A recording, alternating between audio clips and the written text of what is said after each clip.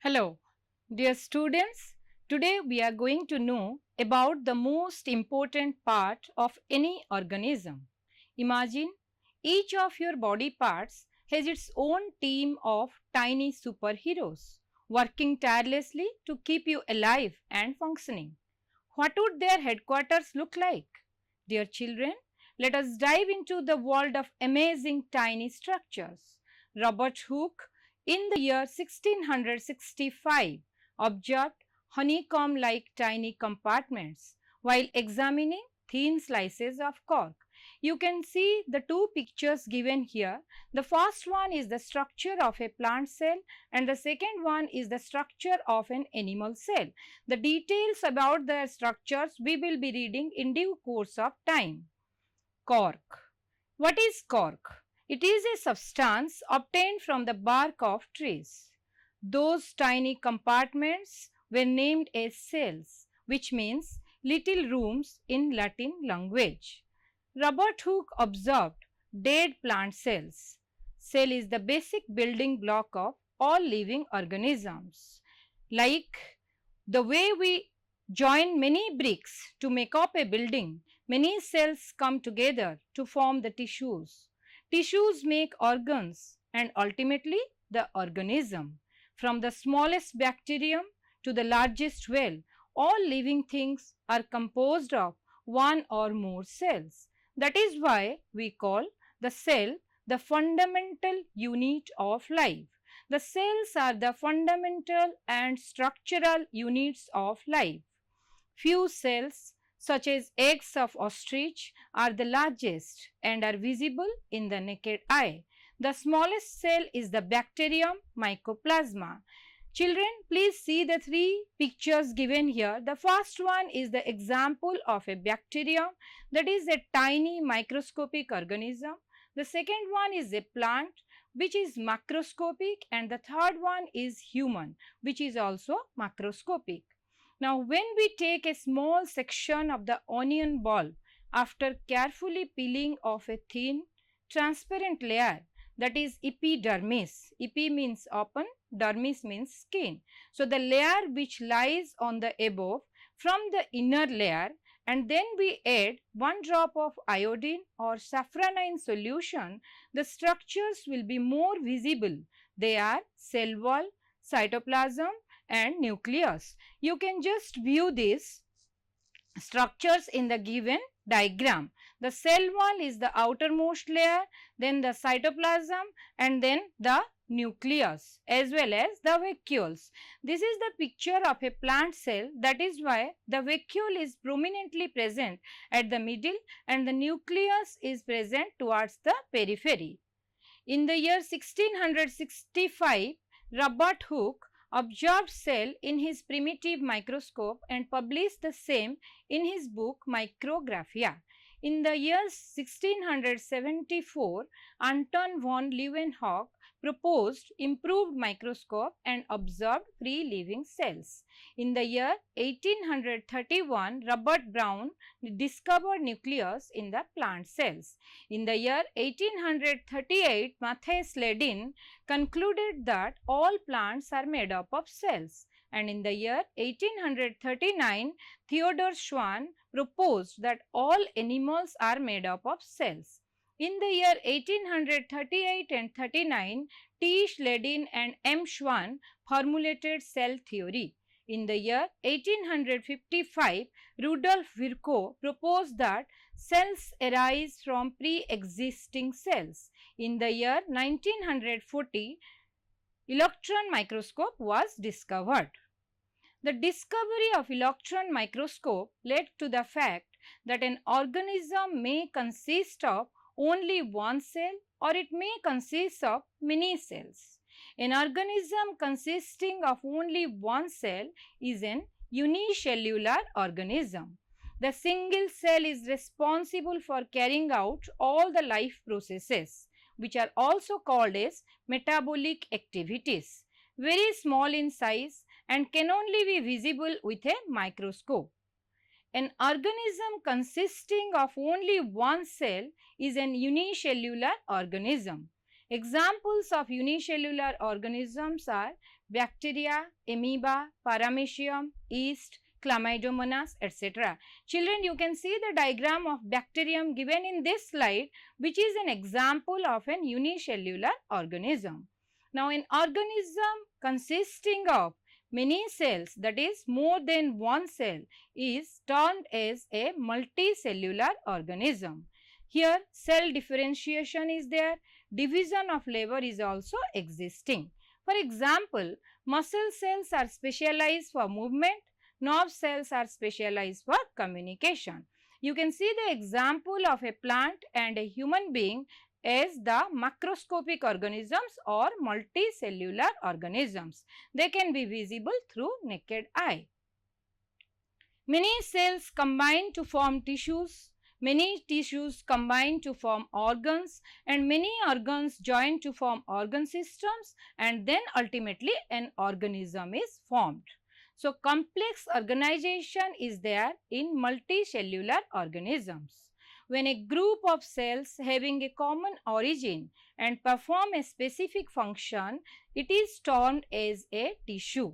Examples of tissues are meristematic tissue, permanent tissue, connective tissue, nervous tissue, epithelial tissue, and muscular tissue. Examples of microscopic multicellular organisms are water bears, rotifers, some nematodes, and microscopic crustaceans. All cells of a tissue work in a coordinated manner. Most are visible through the naked eye. The cell is not just a simple structure, children. It is a miniature world with its own components and functions. Now, let us read what are these different parts inside a cell. We will learn more about these amazing internal structures called organelles and how they help the cell to carry out all the necessary life processes. Now, organelles, these are specialized membrane-bound structures within a cell that perform specific functions. Examples are nucleus, mitochondria, endoplasmic reticulum, etc. You can see the picture. Structure of a nucleus is the first one, structure of mitochondria is the second one, and structure of rough endoplasmic reticulum is in the third diagram. We will read in detail about all these. Now, inclusions are non-membrane bound structures present in the cytoplasm. They can store nutrients, secretory products, or pigment granules. Examples are glycogen granules, lipid droplets, pigment granules, etc. You can view the picture, children. Starch grain is an example of an inclusion, and alluron grains are also examples of inclusions. Three most important features that are found in almost every cell: protoplasm, cell membrane. These are the two structures. Now, the protoplasm is again divided into two types, that is cytoplasm and nucleoplasm. Children, see the diagram very carefully. The outermost layer is the cell membrane because the structure is of an animal cell, and the nucleus is present at the center.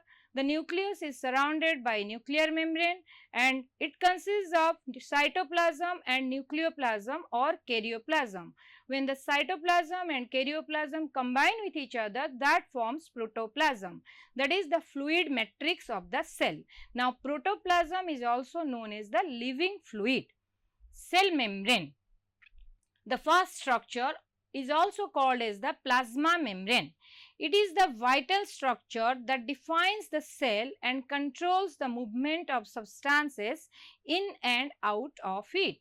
Now, cell membrane is a complex structure which is lipoproteinaceous in nature. Children, remember the word, that is lipoproteinaceous. It means it is made up of lipids and proteins. Here, proteins are embedded inside the phospholipid bilayer. Now, this is the structure of a cell membrane where proteins are present as well as lipid bilayer is existing. Now, cell membrane is selectively permeable. Now, let me discuss three different terms with you right now. The first one is permeable. Permeable means this type of membrane allows the entry and exit of all substances. Impermeable means these type of layers do not allow the entry and exit of any substance. Semi-permeable means they allow the entry and exit of few substances selectively. Thus, they are also called as selectively permeable membranes. Some substances like carbon dioxide and oxygen can move across the cell membrane by the process of diffusion. Now, what is diffusion? Diffusion is the movement of substances, may be carbon dioxide or oxygen, from a region of high concentration to a region of low concentration. Just focus on the diagram given. Movement of solute from high concentration to low concentration. See, on the left side, the concentration of the molecules is more, that is high solute concentration. In the process of diffusion, they move to the right side, that is less solute concentration. So, diffusion is a process where the movement of substances takes place from high concentration to low concentration. Now, let us learn about osmosis. Osmosis is the movement of water molecules from a region of high concentration to a region of low concentration through a semi-permeable membrane. Osmosis is a specific type of diffusion. Children, see, high concentration to low concentration movement of gases usually is diffusion. When we are talking about osmosis, movement of solvent molecules takes place from high concentration to low concentration through a semi-permeable membrane. Now, osmosis is of two types. One is endoosmosis and the second one is exoosmosis. Endoosmosis is the entry of water into the cell from the surroundings, whereas exoosmosis is the exit of water from the cell to the surroundings. The term endo means in and the term exo means out. Example of endoosmosis is swelling of resins, and example of exoosmosis is shrinkage of skin of fingers in soap water. Now, coming to another term, that is tonicity. Tonicity refers to the relative concentration of solutes, that is dissolved substances in a solution compared to another solution. There are three types of solutions. One is hypotonic solution, second one is hypertonic solution, and the third one is isotonic solution. Hypotonic solution has low concentration of solutes outside than inside the cell. Therefore, water enters into the cell and the cell swells, or we can say the cell becomes turgid. See the picture. If a cell is kept in a hypotonic solution, then movement of water takes place into the cell and the cell swells. Now, this means the concentration of water is more, that is the concentration of solvent is more outside than inside the cell. So, water enters into the cell or the cell becomes turgid. Now, hypertonic solution. This has high concentration of solutes outside the cell than inside. Therefore, water moves from the cell to the external surrounding and the cell shrinks, or else we can say that the cell is plasmolyzed, and the entire process of shrinkage of cell is called plasmolysis. Students, see the picture. If a cell is kept in a hypertonic solution, then water moves from the cell to the surrounding. Therefore, the size of the cell decreases or the cell shrinks. Moving on to the next picture, when we are talking about a plant cell and a plasmolyzed plant cell. Here, the cell wall remains intact because that is rigid and impermeable, whereas the cell membrane shrinks, and this process is called plasmolysis. The water concentration outside is less than inside the cell. Thus, water moves out of the cell and the cell shrinks. The cell is plasmolyzed. Cytoplasm shrinks and pulls away from the cell wall. The cell wall remains intact but the cell membrane contracts. This process is called plasmolysis. Moving on to the third type of solution, that is isotonic solution. Iso means similar. So here the concentration of solutes outside and inside the cell remains same. Children, see the diagram. If a cell is kept in an isotonic solution, the cell size remains same. No change takes place because the concentration of both inside and outside the cell of the solutes is same. Dear students, let us know more about solution. When solute combines with solvent, solution is formed. And when we say the solute concentration is more, that means concentration of solvent is less and the concentration of solution is more. When we say less concentration of solute, that means solvent concentration is more and concentration of solution is less. The flexibility of the cell membrane also enables the cell to engulf food and other materials from the external environment. For example, amoeba engulfs food or other substances by surrounding the food particle through pseudopodia or false feet and forms a large vesicle called phagosome. The process by which cell engulfs substances from outside environment is called endocytosis. Engulfing solid particles is called phagocytosis. Engulfing liquid droplets is called pinocytosis. You can see the diagrams. First one is the diagram of amoeba. Second one depicts the picture of phagocytosis, that is how the pseudopodia or the false foot of amoeba surrounds the food particle and then automatically dissolves into the cytoplasm of amoeba. And the third one is pinocytosis, where liquid droplets come closer to the cell membrane of amoeba, then gradually they dissolve into the cytoplasm. So, phagocytosis is also known as cell eating and pinocytosis is also known as cell drinking. Now, moving on to the other structure, that is cell wall. This provides structural support and protection to the cell. Chemically, cell wall is mainly made up of cellulose.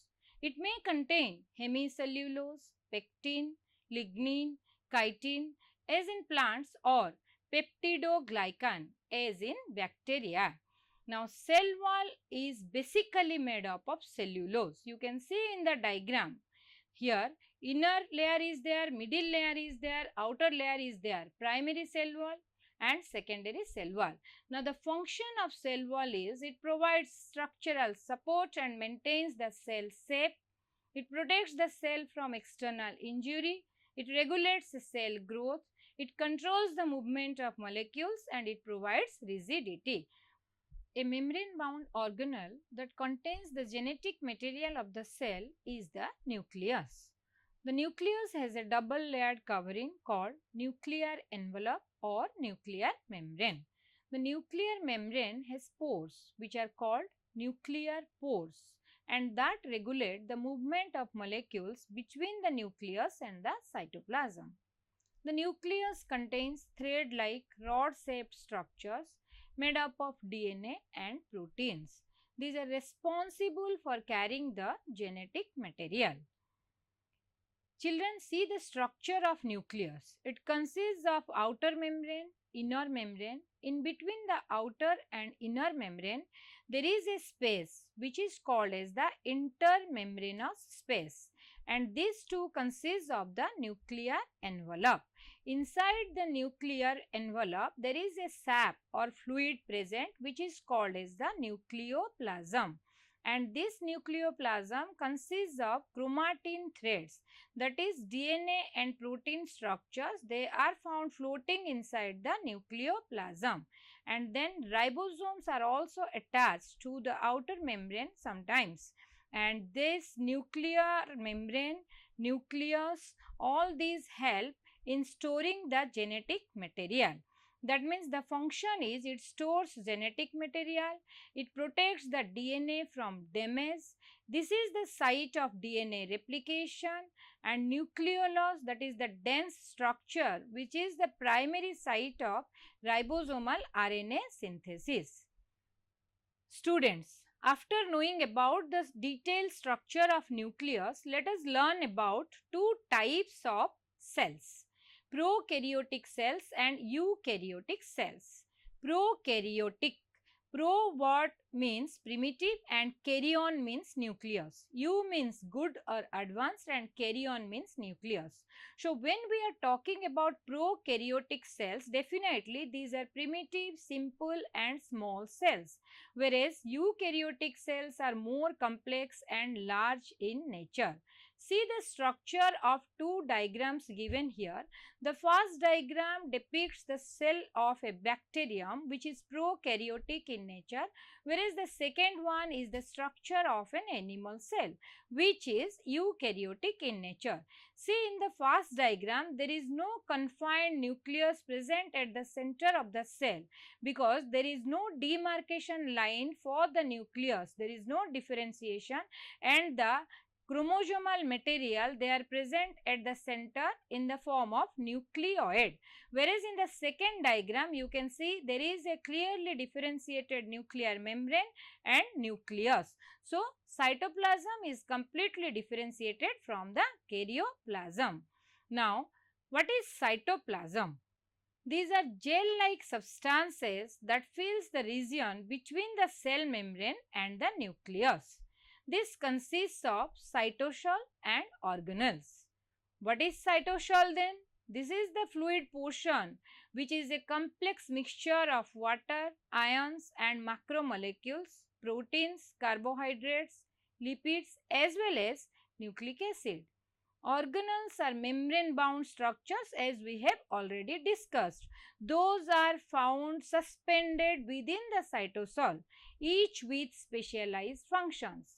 And there is another term, that is cytoskeletons. These are a network of protein fibers that provide structural support and shape to the cell. What is the function of cytoplasm? This supports the cellular structure. This helps the suspension of organelles and inclusions inside the cell. This is the site of metabolic activities inside the cell. Metabolic activities means life processes that are taking place inside the cell. This helps in the storage of molecules as well as this helps in the transport of materials. Now, moving on to the next organelle of a cell, that is endoplasmic reticulum. This is an extensive network of membranes that extends throughout the cytoplasm of eukaryotic cells. This plays a crucial role in protein and lipid synthesis. Let us learn more about endoplasmic reticulum. This consists of a network of interconnected sacs and tubules called cisternae. Two main types of endoplasmic reticulums are there. One is smooth endoplasmic reticulum and the second one is rough endoplasmic reticulum. Now, first one is SER, which lack ribosomes, and the second one is RER, which contains ribosomes. That is why they look rough. Now, what are the functions of endoplasmic reticulum? Endoplasmic reticulum, specifically rough one, helps in protein synthesis because ribosomes are found attached with this type of endoplasmic reticulum. And you can see the same thing in the second diagram. That is the diagram of a rough endoplasmic reticulum where dots are found in the wall of the endoplasmic reticulum. Those dots represent the ribosomes. Whereas smooth endoplasmic reticulum or SER helps in lipid synthesis and detoxification as well as calcium storage. And rough endoplasmic reticulum as well as smooth endoplasmic reticulum both help in protein folding and modification. This also helps in membrane synthesis as well as formation of transport vesicles. Moving on to the next organelle of a cell, that is Golgi apparatus. This is also called as Golgi body. You can see the picture of Camillo Golgi. He was the first scientist who observed Golgi apparatus inside the microscope. This is composed of a series of flattened membrane bound sacs called cisternae, and the functions are: number 1, it helps in the processing of protein and modification. This also helps in lipid processing. This also helps in storage and packaging as well as vesicle formation. Protein and lipids are transported to their final destinations with the help of Golgi complex. This also helps in secretion of substances and formation of lysosomes. Now students, we will know about the details of lysosomes. These are membrane bound sacs filled with digestive enzymes. These are a kind of waste disposal system in cells. You can say all the waste that are gathered from all the organelles inside a cell can be disposed of because of the presence of lysosomes. And its function is it keeps the cell clean by digesting any foreign or worn out cell organelle. These contain powerful digestive enzymes which are capable of breaking down all organic material. That is why these are also known as the suicide bags of cells. Children, you can see the diagram of the lysosome which consists of a number of enzymes, and almost all the enzymes are hydrolytic in nature. Because hydrolytic enzymes use water. The term hydro itself indicates water. So, these enzymes use water to break down larger molecules into smaller ones. The general reaction catalyzed by hydrolytic enzymes helps in the disposal of waste from the cells. Now, moving on to the next most important organelle of a cell, that is mitochondria. This is also known as the powerhouse of the cell. This can be oval, rod-shaped or capsule-shaped organelles. Double membranous structure. Outer membrane is smooth. Inner membrane is folded into cristae, thus increases the surface area. Cristae encloses mitochondrial matrix. Matrix is the fluid substance that is present inside the mitochondrion. There is intermembranous space between the outer and the inner membrane. Matrix is the space enclosed by the inner membrane. They have their own DNA. Let us see the detailed structure of mitochondrion. This is called as the powerhouse of the cell. Just see the structure. This consists of outer smooth, inner folded membrane, inside matrix is present, and then intermembranous space is present. And the functions of this mitochondrion is, this is the site of cellular respiration. What is respiration, children? This is the process that converts the nutrients into energy in the form of ATP.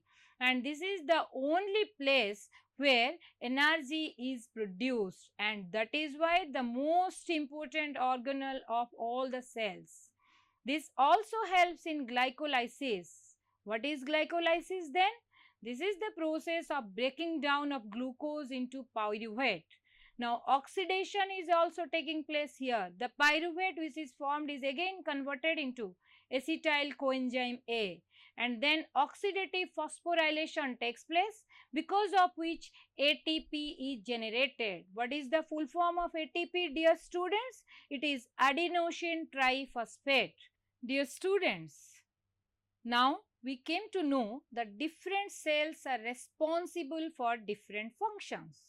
Nerve cells help in communication, and root hair cells are adapted for absorption.